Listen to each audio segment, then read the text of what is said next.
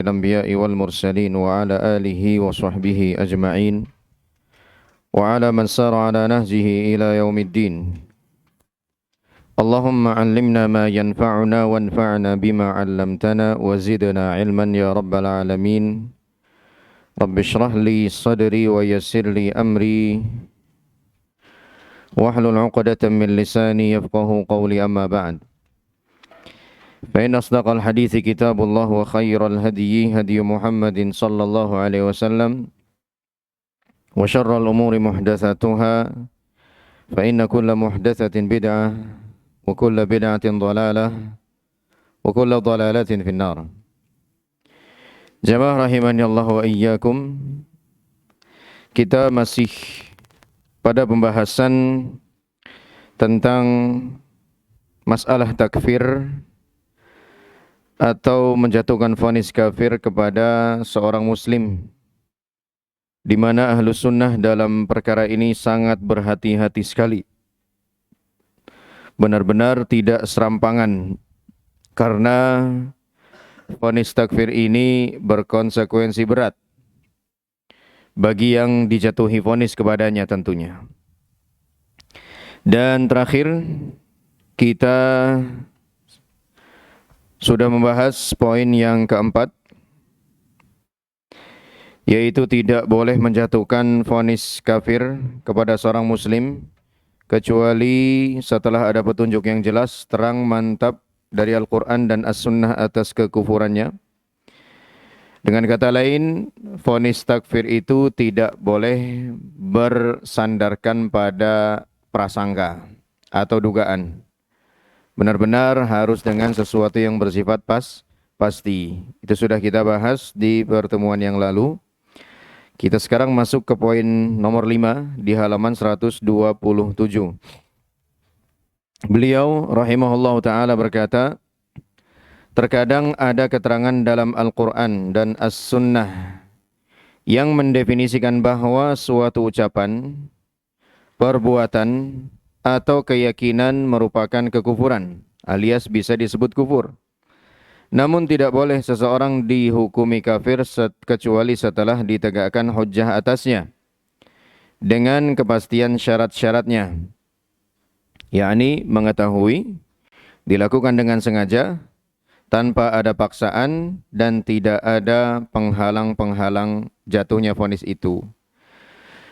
Nah, maka ketika kita mendapati sebuah ucapan atau perbuatan dikategorikan sebagai kekufuran oleh Al-Quran atau As-Sunnah, maka kita tidak bisa serta-merta langsung menjatuhkan vonis kepada seorang muslim. Sekali lagi, kepada seorang muslim.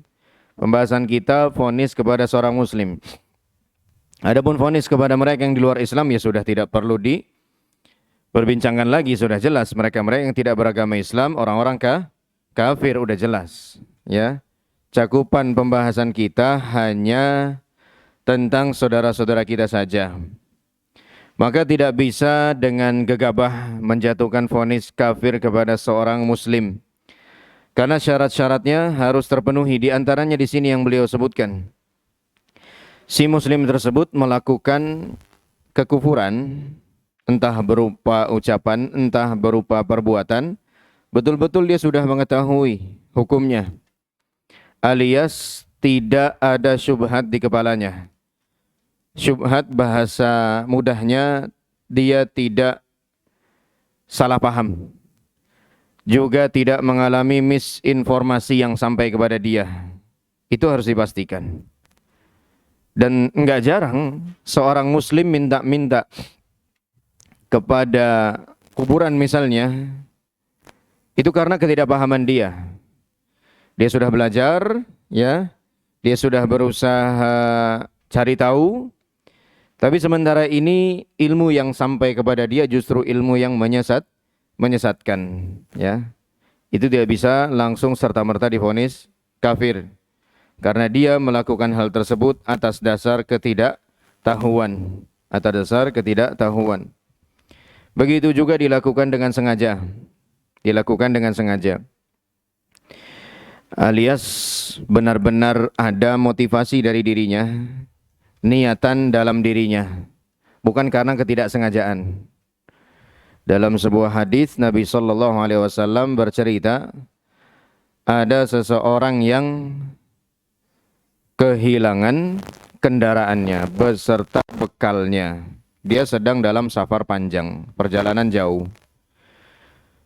Ditinggal tidur hilang kendaraannya, hewan tunggangannya yakni, kemudian juga perbekalannya. Di tengah tanah yang tandus tidak ada siapa-siapa. Dia cari ke sana kemari, tidak ketemu-ketemu juga. Sampai putus asa. Berarti kan nyarinya sudah sangat maksimal dia. Putus asa, kelelahan, akhirnya dia tertidur lagi. Begitu terbangun, ternyata tunggangannya sudah berada di sebelahnya. Bersama dengan semua perbekalannya tanpa kurang sedikit pun. Bahagia nggak kira-kira dia? Bahagia. Ya, sangat-sangat bahagia.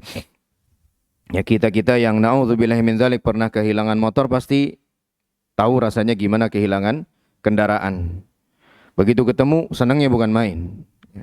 Nah, saking senangnya dia mengatakan, Allahumma anta abdi wa ana rabbuk. Dia saking senangnya, terbawa perasaan yang luar biasa tidak terbendung, dia mengatakan, ya Allah, sungguh engkau adalah hambaku, aku adalah Tuhanmu. Ada yang salah nggak dengan ucapannya ini? Wah, salah banget. Kebalik, ya. Tapi lagi-lagi gara-gara tidak sengaja. Karena terbawa perasaan yang benar-benar sangat luar biasa. Nah, yang seperti itu tidak dihukumi kafir tentu karena dia tidak sengaja. Yang pertama tadi yang dengan pengetahuan, contohnya juga ada disebutkan oleh Nabi Shallallahu Alaihi Wasallam. Dulu ada seorang bapak yang sebelum matinya berwasiat kepada anak-anaknya, nanti kalau saya meninggal, tolong bakar jasad saya, kemudian tabur debu jasad saya ini atau abu dari jasad saya ini ke laut.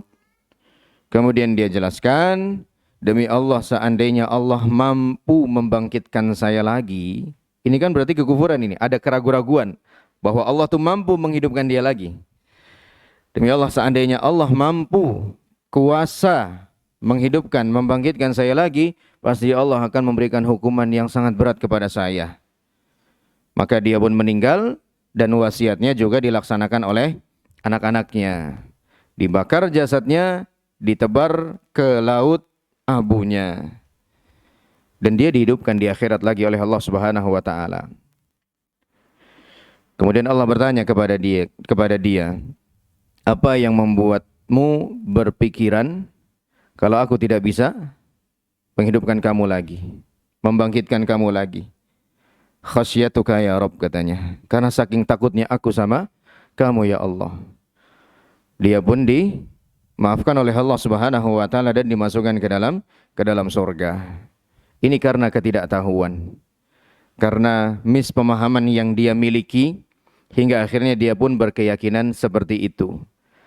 Berpikiran bahwa Allah tidak sanggup, tidak kuasa untuk membuat dia lagi hidup lagi, ya. Nah, maka ini yang pertama dan kedua, dilakukan dengan pengetahuan, dilakukan dengan kesengajaan, bebas dari paksaan pihak manapun. Kalau dia melakukan tindakan kekufuran atau ucapan kekufuran tapi di dalam atau di bawah paksaan orang lain dan paksaan itu benar-benar nyata, maka boleh bagi dia untuk melakukan perbuatan kekufuran itu. Maka boleh bagi dia untuk mengucapkan ucapan kekufuran itu. Tapi lagi-lagi harus benar-benar dalam kondisi di bawah paksaan yang boleh jadi mengancam keselamatan jiwanya. Boleh jadi mengancam keselamatan diri dan keluarganya. Maka dalam kondisi seperti itu dia boleh, ya. Sebagaimana nanti ada penjelasannya di halaman selanjutnya. Dan yang keempat, bebas dari paksaan dan serta dari penghalang dijatuhkannya vonis kafir ini. Penghalang-penghalangnya berarti lawan daripada syarat ini. Kalau tahu berarti penghalangnya tidak tahu. Kalau sengaja berarti penghalangnya tidak sengaja, ya. Kalau satu lagi dipaksa berarti penghalangnya adalah dipaksa. Maka ini benar-benar harus dipastikan semuanya. Dan seperti kita ini rasanya belum bisa untuk melakukan semua hal-hal yang disebutkan di sini. Dan kita hendaknya benar-benar hati-hati. Dikasih tahu seperti ini tuh bukan langsung buat praktek, dicari tetangga-tetangganya, ya, atau saudara-saudaranya, kemudian dibuat checklist, ya. Ini fulan tahu, ini fulan sengaja, ini fulan tidak dipaksa, fulan kafir, begitu langsung. Enggak untuk itu. Kita dikasih tahu seperti ini itu maksudnya supaya hati-hati di dalam menjatuhkan vonis kafir kepada seorang muslim. Dan yang berhak menentukan seorang telah kafir atau tidak adalah para ulama yang dalam ilmunya dan para ulama Rabbani, ya. Mereka-mereka ini ilmunya jelas dalam, kemudian juga tidak tergesa-gesa, ya, tidak tergesa-gesa. Kalau kita masih sering tergesa-gesa, buktinya masih sering kebawa perasaan, ya, buktinya masih sering kebawa perasaan. Kalau para ulama kondisi seperti apapun, ya,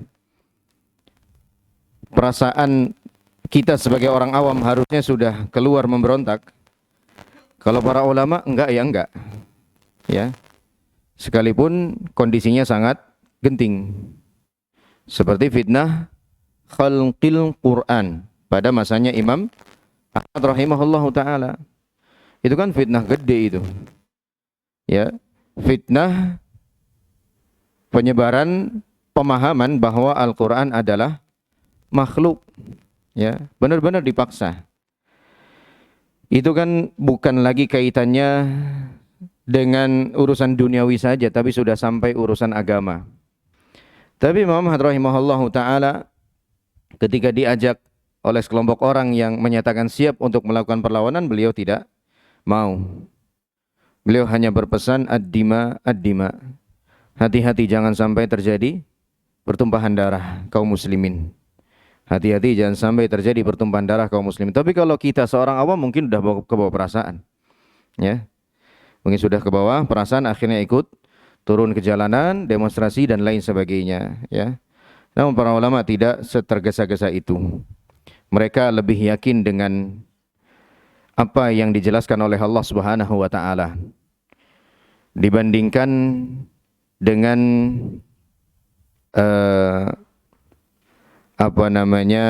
dugaan atau juga prediksi orang-orang yang katakanlah punya kapasitas di dalam hal itu, ya.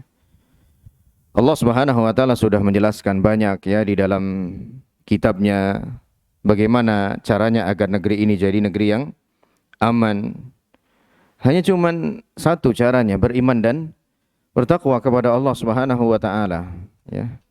Walau anna ahlal qura amanu wattaqaw la fatahna 'alaihim barakatim minas sama'i wal ard walakin kadzdzabu fa akhadnahum, ya. Seandainya penduduk satu negeri itu beriman dan bertakwa kepada Allah, pasti akan kami bukakan pintu keberkahan baik dari langit maupun dari bumi. Tapi kebanyakan mereka enggak percaya, ya. Bahkan kita-kita yang mendakwakan seperti ini dinyinyiri, ya, dipandang sebelah mata atau bahkan tidak dipandang sama sekali. Dianggapnya dakwah ini bukan usaha. Padahal usaha sesungguhnya merupakan dakwah ini, ya. Kalau saja semua kita sepakat, ya, untuk mendakwahkan dakwah tauhid, dakwah wajibnya mutaba'ah atau ittiba kepada Rasulullah sallallahu alaihi wasallam, insyaallah pasti Allah akan karuniakan negeri yang aman sentosa. Rabbi ja'al hadzal balada aminah. Ya Allah, jadikanlah negeri kami ini sebagai negeri yang aman sentosa. Ya, kita sebagai seorang mukmin tentu harus lebih mengedepankan petunjuk-petunjuk Allah Subhanahu wa taala. Ya, sekarang kan lagi ramai pemberitaan di sana sini, ya, tentang dunia perpolitikan. Sudah banyak yang akhirnya ikut terjun ke jalan raya, ya. Seorang yang bermanhaj salaf tidak setergesa-gesa itu, ya, tidak setergesa-gesa itu. Dia lebih mengedepankan petunjuk Allah Subhanahu wa taala dan Rasulnya sallallahu alaihi wasallam, di mana bahkan Rasulullah sallallahu alaihi wasallam membuat gambaran nanti akan ada pemimpin-pemimpin qulubuhum qulubus syayatin. hati mereka hati-hati setan. Fi jusmanil ins, dalam raga manusia. Ya. Para sahabat bertanya, kalau kami ketemu kondisi begitu, apa yang harus kami lakukan? Bolehkah kami mengangkat senjata? Nabi SAW mengatakan, isma' wa ati. Tidak, tetap dengar, tetap taat. Wa in duriba dhahruk, wa in ukhidha maluk. Walaupun dipukul punggungmu, walaupun diambil hartamu. Ini kan pesan yang berat sebenarnya dari Nabi SAW bagi seorang Muslim. Pesan yang berat, ya. Apalagi kalau dia lebih mengedepankan perasaannya, analisis datanya. Dia ikuti apa? Misalnya bocor halus itu ya. Bocor halus ya. Itu kan akurat ya. Diikuti terus sama dia. Dia bilang, oh saya nggak bisa diam begini. Harus ada tindakan yang nyata. Malah ikutlah dia akhirnya ke jalanan ya. Melakukan demonstrasi kepada pemerintah ya. Ini memang ujian bagi kita. Kita semua, bukan kita yang bermanhaj salaf saja, tapi bagi semua rakyat Indonesia. Diuji kita oleh Allah Subhanahu wa taala dengan kondisi negeri yang seperti ini. Dan kama takunu yuwalla alaikum. Bagaimana kualitas kebanyakan kalian? Ya begitulah pemimpin yang akan diberikan untuk kalian oleh Allah Subhanahu wa taala. Ya, begitulah pemimpin yang akan diberikan oleh Allah Subhanahu wa taala. Fokuslah kita pada perbaikan kualitas diri kita masing-masing, ya. Iman kita kepada Allah Subhanahu wa taala, takwa kita kepadanya, totalitas ittiba kita kepada Rasulullah sallallahu alaihi wasallam itu diperbaiki. Dan itu semua nanti yang akan dimintai pertanggungjawabannya oleh Allah Subhanahu wa taala, ya. Itu semua yang nanti akan dimintai pertanggungjawabannya oleh Allah Subhanahu wa taala. Kita enggak akan ditanya, "Kamu kenapa dulu enggak turun ke jalanan?" Ya. "Kenapa kamu dulu enggak ikut menuntut?" Ya, itu enggak akan ditanya oleh Allah Subhanahu wa taala. Ya. Kita bukan berpikir jangka pendek, justru kita berpikir jangka panjang sampai ke akhirat pikiran kita. Ya. Begitu juga kita bukan orang yang individualistis, bukan orang-orang yang egois, bukan. Buktinya kita masih semangat dalam menyampaikan dakwah. Dan adanya dakwah yang selalu kita sampaikan, baik kepada yang menyampaikan atau yang menyelenggarakan, atau semua yang terlibat dalam dunia dakwah, ini menunjukkan bahwa pribadi kita, salafiyin, bukan pribadi yang ananiyah, bukan pribadi yang individualistis, bukan pribadi yang egois, mau menang sendiri, mau selamat sendiri, tidak. Ya, bahkan prinsip mengajak orang lain kepada jalan atau agama Allah Subhanahu wa taala itu sudah kita tahu di akhir surah Al-Asr. Illal ladzina amanu wa 'amilus solihati wa tawassaw bil haqqi wa tawassaw bis sabr. Ya. Sesungguhnya semua manusia dalam keadaan merugi kecuali orang-orang yang beriman, beramal soleh, saling ingat mengingatkan dalam kebenaran dan saling mengingatkan dalam kesabaran, ya. Dua prinsip yang terakhir yaitu ingat mengingatkan dalam kebenaran, ingat mengingatkan dalam kesabaran, itu sesungguhnya mengajari kita untuk jangan jadi pribadi yang egois, untuk jangan jadi pribadi yang individualistis, jangan. Karena di situ Allah bilang saling. Saling itu artinya datang dari satu arah atau dua arah. Dua arah. Kadang kita yang mengingatkan saudara kita, kadang saudara kita yang mengingatkan kita. Dan di akhir ayat atau suratnya Allah katakan saling ingatkan dalam kesabaran. Artinya apa? Untuk memegang teguh tiga perkara sebelumnya, iman, amal soleh, dan tawasi bil haq, tiga-tiganya butuh kesabaran. Ya, tiga-tiganya butuh kesabaran. Diabaikan, ditinggalkan, dihina, dicemooh, itu hal yang normal dan lazim terjadi di dalam menjalankan perintah Allah Subhanahu wa taala. Rabbani di sini beliau menjelaskan dalam catatan kaki adalah orang yang bijaksana, alim, penyantun, banyak beribadah dan bertakwa kepada Allah Subhanahu wa taala. Ini makna Rabbani, ya. Mereka-mereka yang memang tumbuh di bawah ilmu atau cahaya dari Rabb Allah Subhanahu wa taala, tentunya dari keluarga yang mengenal agama, dari lingkungan yang memberikan perhatian pada agama dan seterusnya, ya, bukan dari orang-orang yang tidak memberikan perhatian kepada kualitas agamanya. Keenam, Ahlus Sunnah tidak mengkafirkan orang yang dipaksa kafir dalam keadaan diancam, selama hatinya masih tetap teguh di dalam keadaan beriman. Allah berfirman, man kafara billahi min ba'di imanihi illa man ukriha wa qalbuhu mutmainnum bil iman. Walakin man syaraha bil kufri sadran fa alaihi ghadabun minallahi wa lahum adzabun azim." Barang siapa yang kafir kepada Allah Subhanahu wa taala setelah dia beriman, maka dia mendapatkan kemurkaan dari Allah. Kecuali orang yang dipaksa kafir tapi hatinya tetap teguh dalam keimanan dia kepada Allah, maka dia tidak berdosa. Tetapi mereka yang melapangkan dadanya untuk kekafiran, berarti melakukan kekafiran itu dengan sukarela, ya, dengan tanpa merasa dipaksa. Maka ya kemurkaan Allah menimpanya dan mereka akan mendapat azab yang besar. An-Nahl 106. Ayat ini sudah sangat jelas, ya, bahwa orang-orang muslim yang melakukan perbuatan atau ucapan kekufuran tapi karena dipaksa, kalau tidak dia akan dibunuh atau keluarganya dan seterusnya, maka orang seperti itu tidak bisa divonis kafir walaupun dia mengatakannya. Di mana hal ini seperti yang terjadi pada sahabat yang mulia Ammar bin Yasir radhiyallahu anhum jami'a. Yasir sang ayah dipaksa untuk mengucapkan kalimat-kalimat kufur, namun ia menolak hingga akhirnya ia pun terus disiksa dan menemui syahadahnya. Dia atau beliau meninggal dalam kondisi syahid. Begitu juga istrinya Sumayyah radhiyallahu taala anha, awwalu syahidatin fil Islam. Wanita pertama yang mati syahid di dalam Islam, Sumayyah radhiyallahu taala anha pun dipaksa untuk mengucapkan kalimat-kalimat kufur tapi menolak untuk mengucapkannya dan dia juga menemui kematiannya. Namun sang anak ternyata tidak setangguh ayah dan ibunya. Dia menyerah dengan paksaan yang ditujukan kepadanya. Dia pun menuruti apa yang dipaksakan oleh orang-orang kufar Quraisy, yaitu menghina Rasulullah sallallahu alaihi wasallam. Dan setelah itu pun dia dibebaskan, dan bukan berarti terus dia santai-santai saja ngerasa enggak kenapa-napa.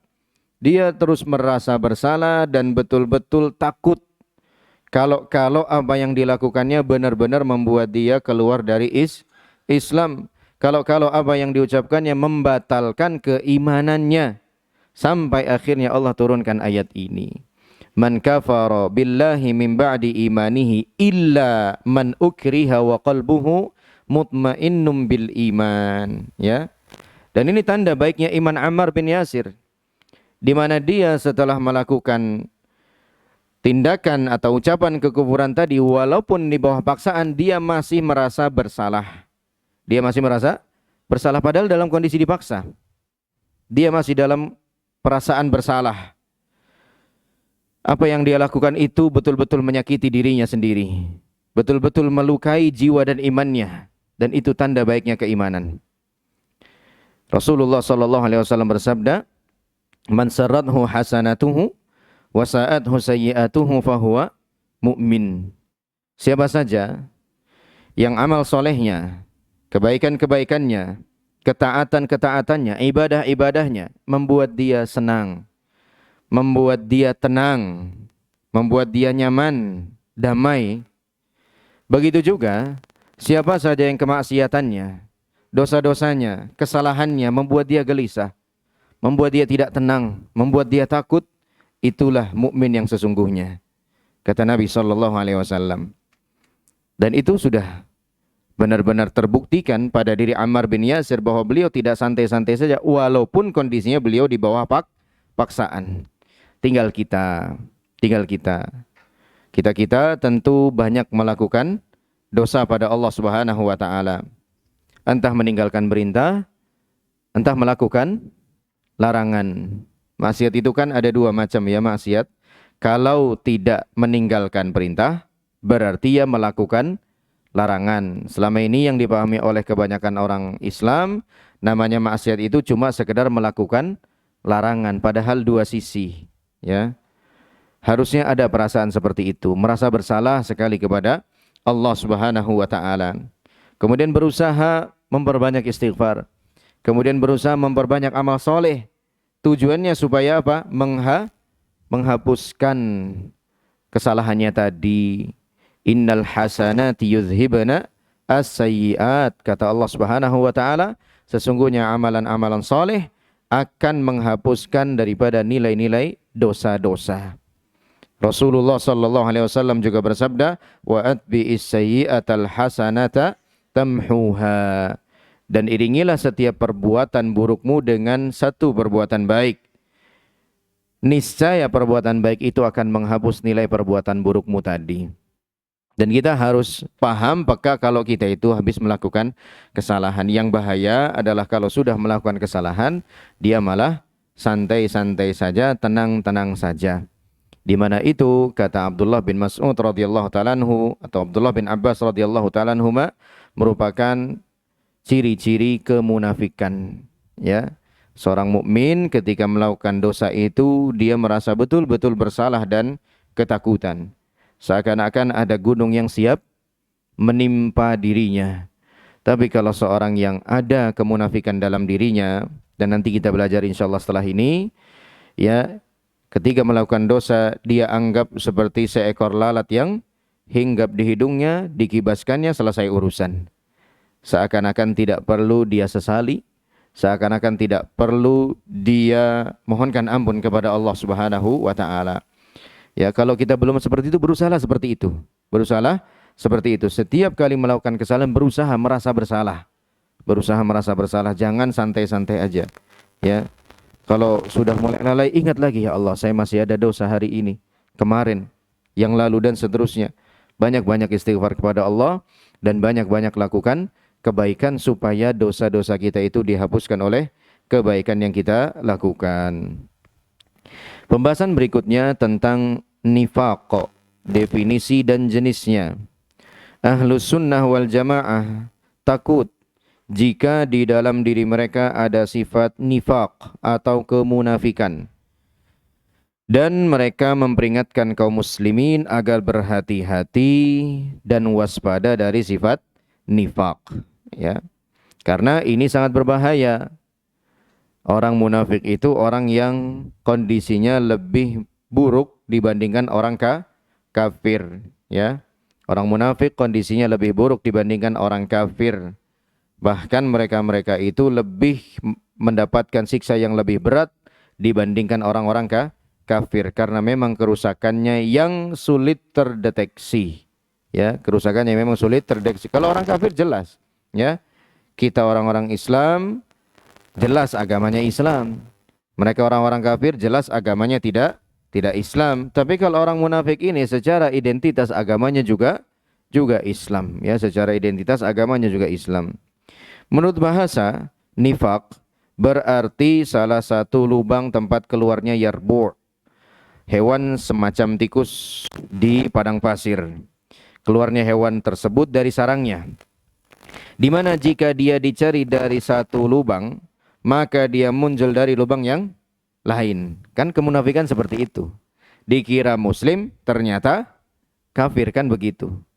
Dia pura-pura jadi orang Islam, ya. Dari kata ini an-nifaq, yaitu sebuah lubang tempat keluarnya yarbu', di mana ketika dia masuk ke satu lubang, kemudian dicari di lubang tempat dia masuk itu, dia malah keluar dari sisi yang lain atau lubang yang lain. Dikatakan pula kemunafikan atau nifak berasal dari kata an-nafaq, yaitu lubang tempat bersembunyi. Dan orang munafik kan menyembunyikan. Apa yang dia sembunyikan? Kekufurannya, ya. Kekufurannya dia sembunyikan. Yang dia tampakkan apanya? Keislamannya, keimanannya kepada khalayak, ya, kepada saudara-saudara kaum muslimin. Menurut istilah syariat, nifaq berarti menampakkan keislaman dan kebaikan, namun menyembunyikan kekufuran dan kejahatan. Ini definisi an-nifaq, ya, kemunafikan. Dan orang-orang seperti ini selalu ada. Ya, dia ngaku sebagai seorang muslim, ya, mengaku ikut ormas ini dan itu, tapi ternyata setelah ditelusuri agamanya Nasoro, ya, belum pernah juga tercatat masuk beragama Islam alias belum pernah tercatat sebagai seorang muallaf, ya. Nah, itu jelas itu orang munafik, ya, orang seperti itu ada, ya, orang seperti itu ada.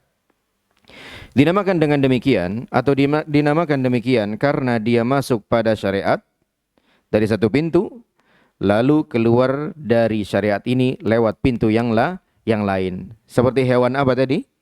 Yarbu', ya, masuk di satu lubang dicari malah muncul di lubang yang lain, ya. Seperti orang munafik ini masuk lewat pintu syariat Islam malah keluar lewat pintu kekafiran, ya, lewat pintu kekafiran.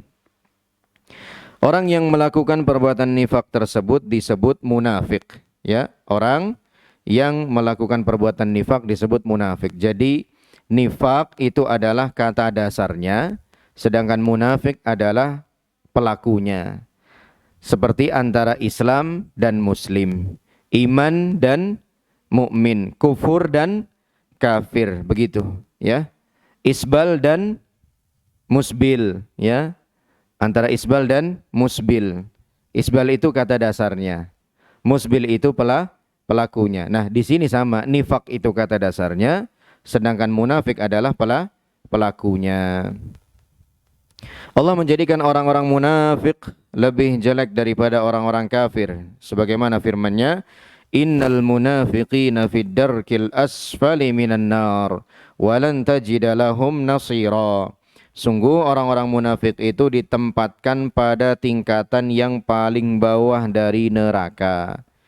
Kalau orang-orang kafir nggak sampai disebutkan begini, ya. Mereka dalam tanda kutip tentunya cuma disebutkan oleh Allah di neraka begitu saja. Di neraka tanpa disebutkan di yang paling bawah. Ini kan berarti sudah paling buruk, ya.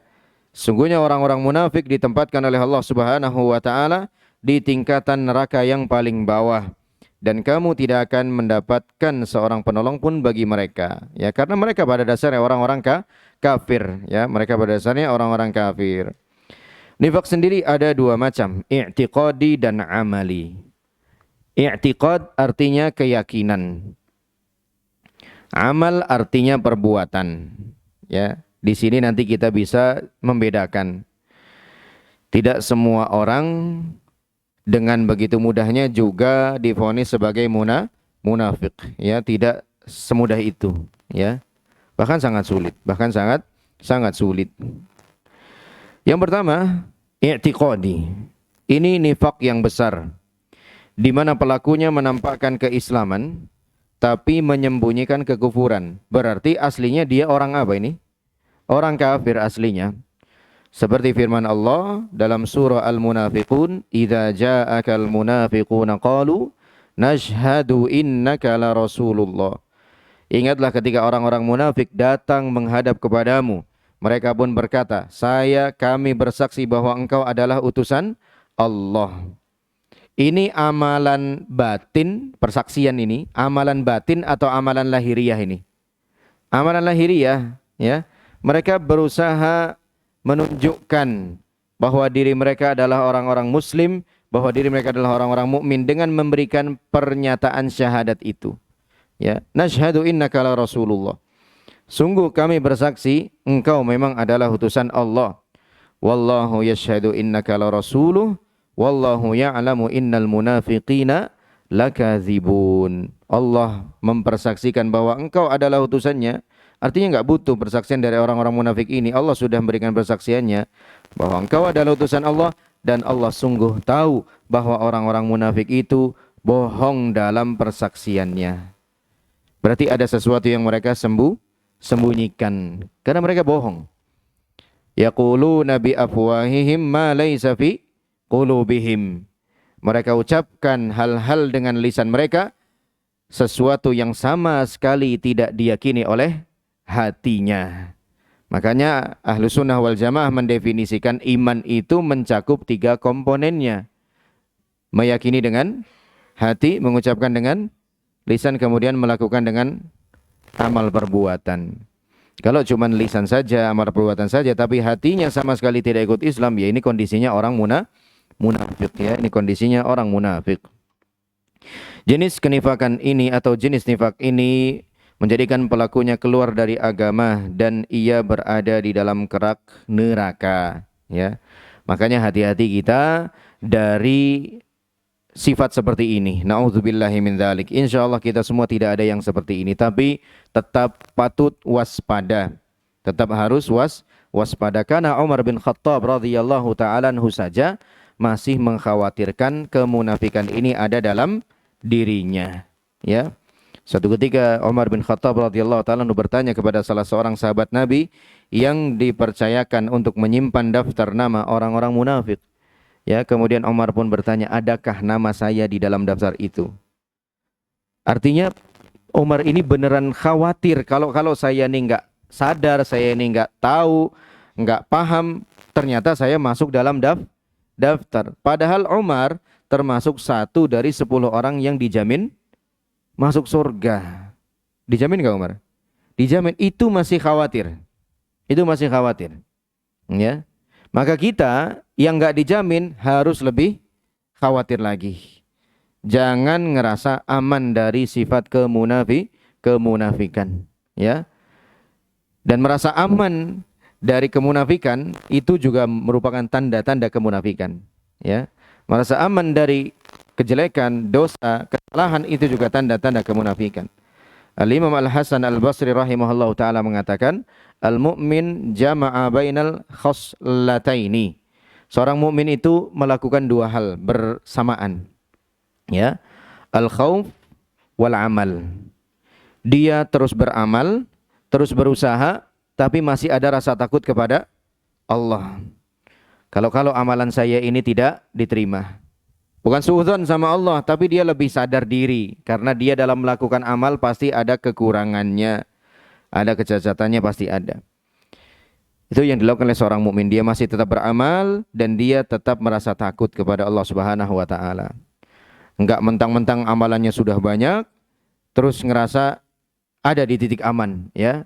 Wah, saya udah sholat di Masjidil Haram, ya, 1 bulan itu bisa jadi stok, ya, untuk nggak sholat di sini begitu, ya. Sekian bulan lamanya. Ya. Ada yang bilang begitu kan? Ada yang bilang begitu, ya. Orang mukmin itu nggak kayak gitu. Bahkan dia masih khawatir kalau sholat dia di Masjidil Haram itu tidak diterima oleh Allah Subhanahu wa taala, bukan karena suudzon kepada Allah, tapi lebih sadar diri. Boleh jadi kemasukan riya, boleh jadi tidak khusyuk dan lain sebagainya. Tapi munafik, kata beliau, juga melakukan dua perkara, namun berkebalikan. Jama'a bainal isaati wal aman. Dia melakukan dua hal, yaitu terus saja melakukan keburukan, dosa, kemaksiatan, tapi ngerasa aman-aman saja. Ngerasa santai-santai saja, ngerasa baik-baik saja, seakan tidak ada masalah, ya. Nah, kita yang mana? Kalau tergolong yang pertama, alhamdulillah. Pertahankan dan tingkatkan. Kalau ternyata tergolong yang kedua, banyak-banyak kita minta ampun kepada Allah Subhanahu wa taala dan segera lakukan perbaikan, ya. Dan kita enggak mungkinlah membohongi diri sendiri. Udah jelas diri kita, naudzubillah min dzalik, selama ini sering melakukan yang nomor 2, tapi ngomong ke diri sendiri, enggak, saya yang pertama lah, aman-aman insyaallah. Lah ini ngomong aman, ini berarti masuk ke yang 2 berarti, ya. Begitu dia ngerasa aman, udah otomatis masuk ke yang nomor 2. Ada Nisa ini. Tapi masih ada beberapa dikumandangkan azan, nanti kita teruskan sedikit insyaallah. Bismillah.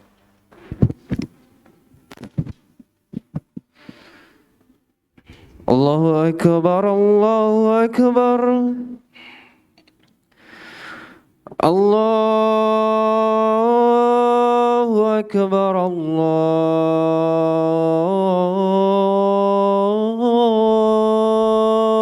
akbar. Asyhadu an la ilaha illallah.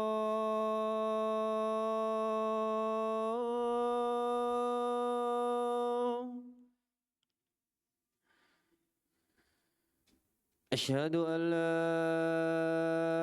إله إلا الله.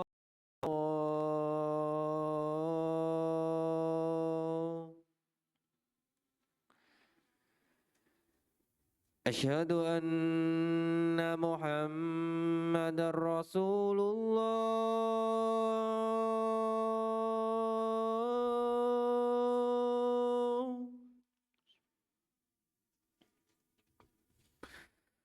أشهد أن محمد رسول الله.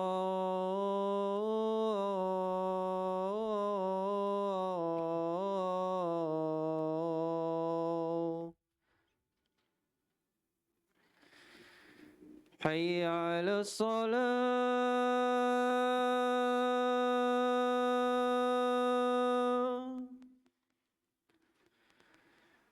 حي على الصلاة.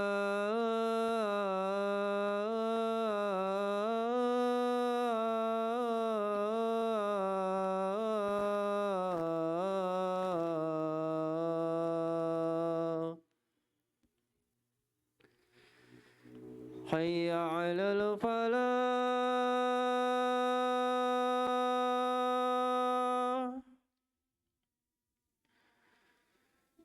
حي على الفلاح.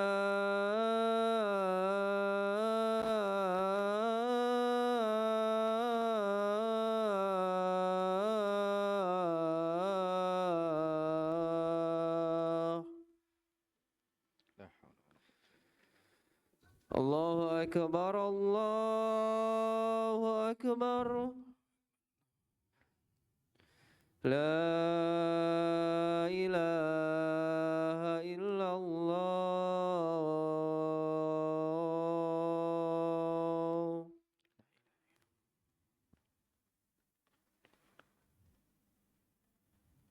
Baik, kita teruskan sedikit lagi.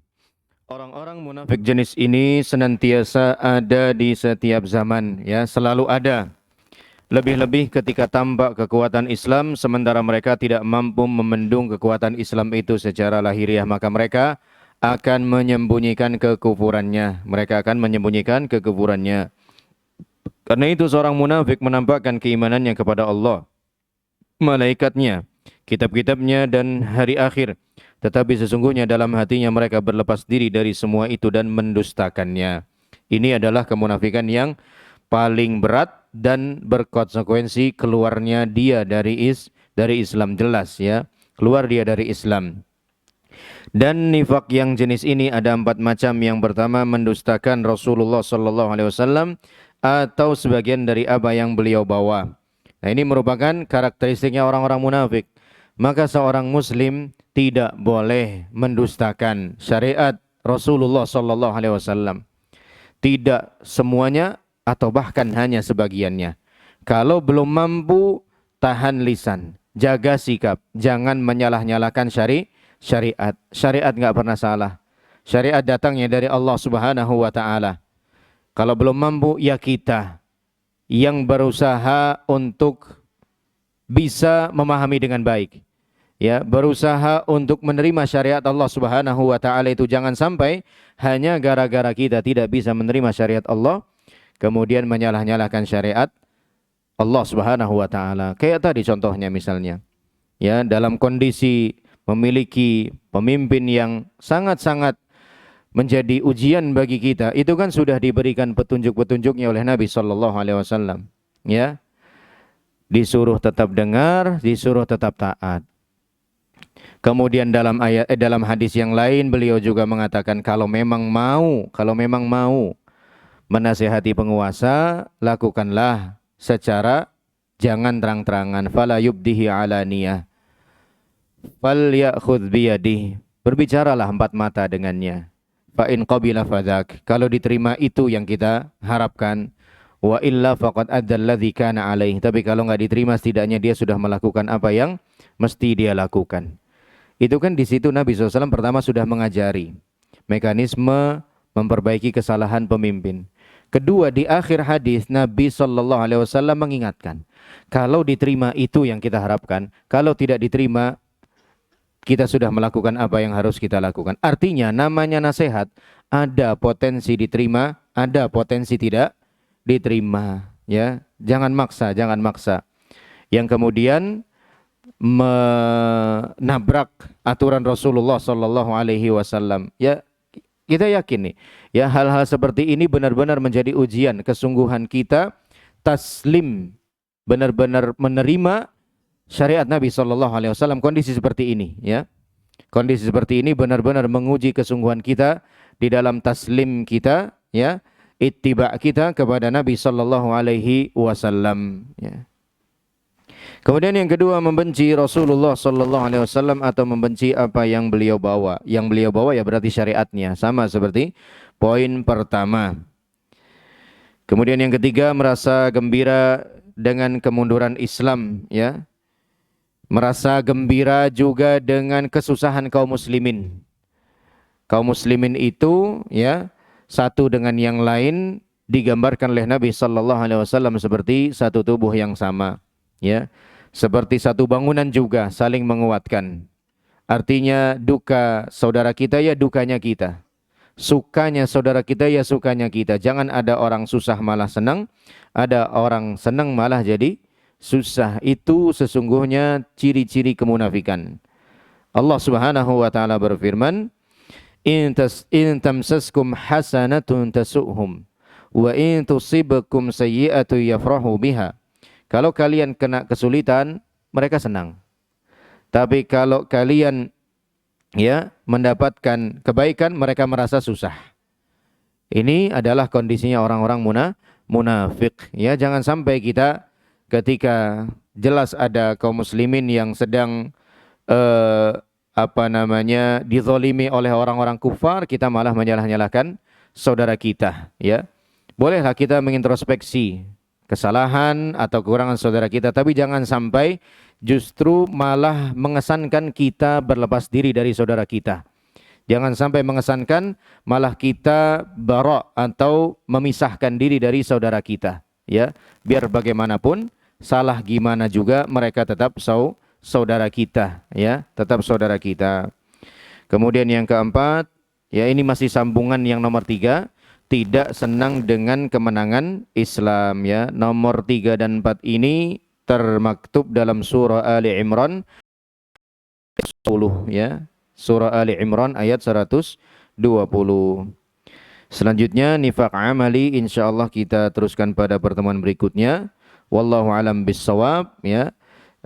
Jangan lupa untuk terus banyak berdoa kepada Allah Subhanahu wa taala untuk kemaslahatan negeri kita bersama, juga keamanannya, kemudian juga Allah berikan keamanan dan sentosa pada negeri kita ini, juga Allah berikan petunjuk kepada para pemimpinnya dan menjauhkan negeri ini dari orang-orang yang berniat jahat, baik kepada negeri ini maupun kepada rakyat di negeri ini, khususnya kaum muslimin. Wallahu alam bis-shawab. Hadanallahu wa iyyakum ajma'in. Subhanakallahumma wa bihamdika asyhadu an la ilaha illa anta astaghfiruka wa atubu ilaik. Billahi taufiq wal hidayah. Wassalamu alaikum warahmatullahi wabarakatuh.